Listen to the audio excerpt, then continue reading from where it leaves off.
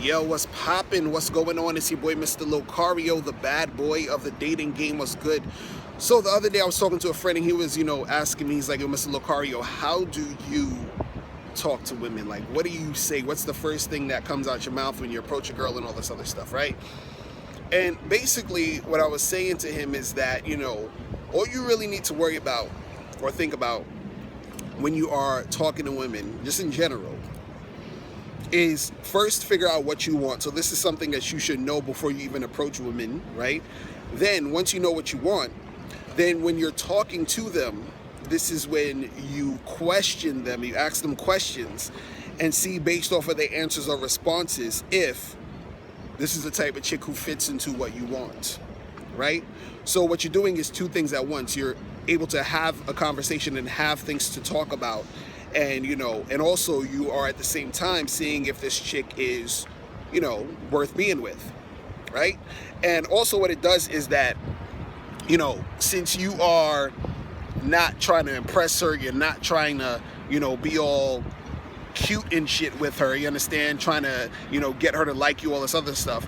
You're basically sort of testing her, you're sort of seeing what she's about, you're sort of interviewing her to a certain extent to see if she's the type of girl you want, right? So basically when I talk to women, right, what I do is that I ask them questions based off of what I like and what I want in a situation. So this can be from when I approach a girl in public or at an event, or even if I'm on the first date, I start to question her. I start to see her responses to the questions. Or what I would do sometimes is when I'm having a conversation, I would even make statements and see her reactions off of the statements, right? So a question I would ask a girl is, if I'm having a conversation with her, let's say at a party or something, I might say something like, so what are your thoughts on sex on the first date, right? Now, my thing is, I don't really mind sex on the first date, and I don't mind if it doesn't happen. But what I do mind is, what I don't really like is a woman who has a bad attitude towards sex. So if I ask her, so what's your thoughts on sex on the first date? And she's like, oh, that's disgusting, and people shouldn't do that. And I'm like, why? She's like, oh, because it's nasty and blah, blah. And if she has that attitude like this is just the most disgusting thing you could ever do, this might not be a chick that I want to fuck with, because I'm the type of guy who likes sex, who likes getting sexual. And if that's her attitude towards it, then I'm not really trying to fuck with her. Now, her attitude towards that could be just her saying it in the moment and just reacting towards that. But the thing is, I don't want to take a chance of having to waste my time and deal with her if this is really how she feels. You understand? Or sometimes what happens is that, like I was saying, you can make a statement. I could be talking to a girl or whatever, and I might say something, like, oh, I feel like, women should be nurturers and stay at home and help out with the family, and they shouldn't be all up in these corporate jobs or whatever, right? Now, depending on her reaction, like, she doesn't even have to agree with me, but I'm looking at her reaction, and my thing is, I want a chick who's going to not have an attitude, who's going to be able to, chill and relax and not be all belligerent and stuff. So she has this attitude where she's coming off all aggressive and crazy.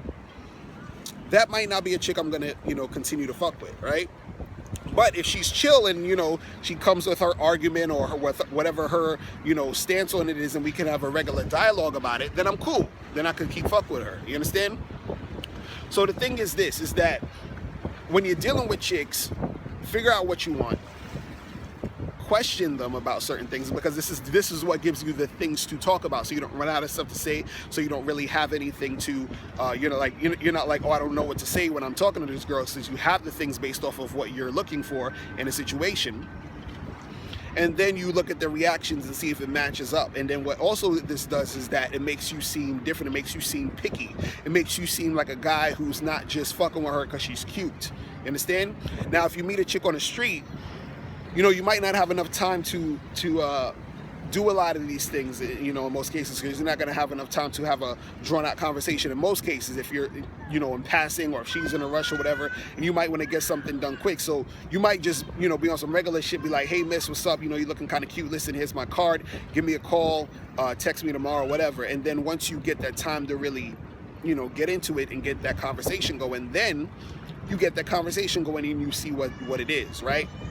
Now, what I would say is this, because some guys are going to be like, I don't give a fuck. I just want to fuck the chick because she's bad. And I don't care if she does, goes along with, or, she matches what I like and all this other stuff. I just want to get the drawers off, right?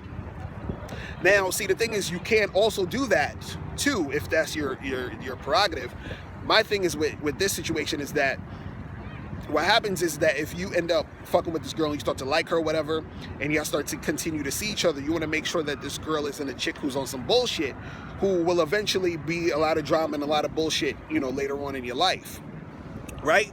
Or later on, down the road where you guys are messing with each other. But if you're just trying to hit it and quit it or whatever, you can still do that, but you do it with the knowledge of knowing who you're fucking with. And on top of that, you still do this type of technique because, again, when you're in a situation, it gives you something to talk about. It gives you the dialogue. It gives you the things that you want to know about. So, even let's say, for example, you're the type of guy who doesn't really like chicks who have kids. You can bring up a kid conversation. So, do you have any kids? What do you think about kids? Do you ever want kids? What's your stance on that? Blah, blah, blah, blah, blah.